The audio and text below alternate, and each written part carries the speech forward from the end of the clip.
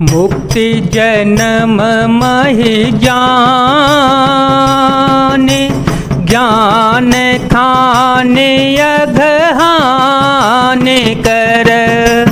जहाँ बस शंभु भगवान, सो काशी से कसन।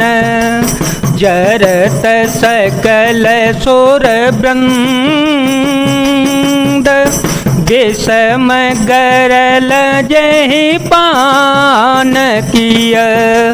तेहि न भजसि मन मंद, को कृपाल शंकर सरिस।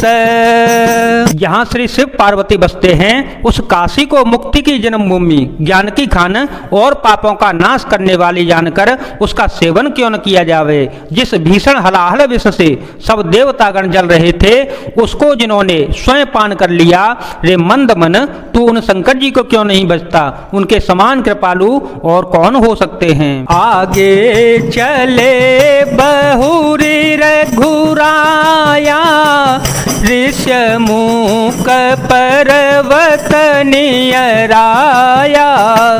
तह रह सचिव सहित सुग्रीवा, आवत देखिय तुल बल सीवा। अत सभी तक सुनु हनुमाना, पुरुष जो गल बल रूप निधाना। धर बटु रूप देखुते जाई, धर बटु रूप देखुते जाई। कहे सुजान जिय शयन बोझाई। श्री रघुनाथ जी फिर आगे चले। ऋष्यमुख पर्वत निकट आ गया। वहां ऋष्यमुख पर्वत पर मंत्रियों सहित सुग्रीव रहते थे। अतुलनीय बल की सीमा श्री रामचंद्र जी और लक्ष्मण जी को आते देखकर सुग्रीव अत्यंत भयभीत होकर बोले, हे हनुमान, सुनो, ये दोनों पुरुष बल और रूप के निधान हैं। तुम ब्रह्मचारी का रूप धारण करके जाकर तो देखो। अपने हृदय में उनकी यथार्थ बात जानकर मुझे इशारे से समझा देना और कह देना। पठये बाली होई मन मेला, भागो तुरत तजो यह सैला।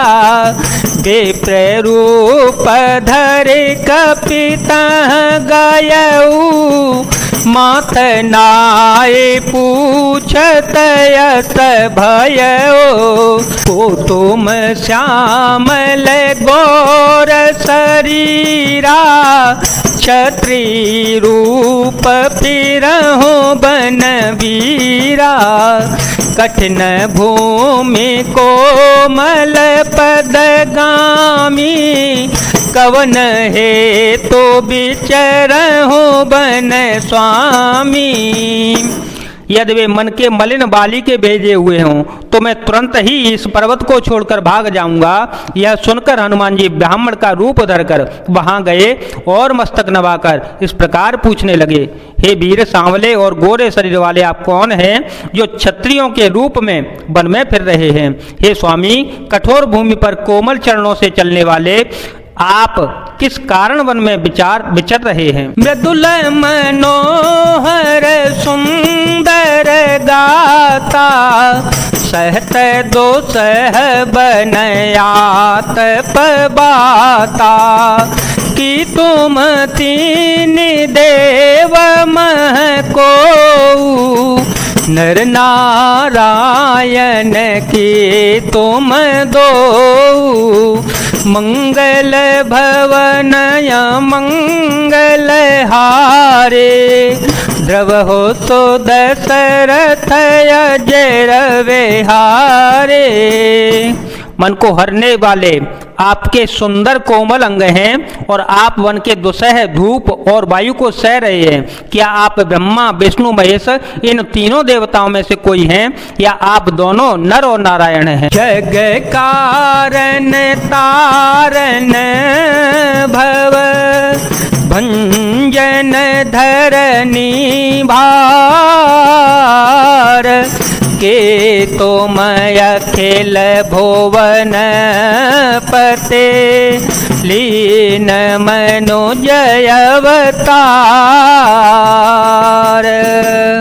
अथवा आप जगत के मूल कारण और संपूर्ण लोकों के स्वामी स्वयं भगवान हैं, जिन्होंने लोगों को भवसागर से पार उतारने तथा पृथ्वी का भार नष्ट करने के लिए मनुष्य रूप में अवतार लिया है।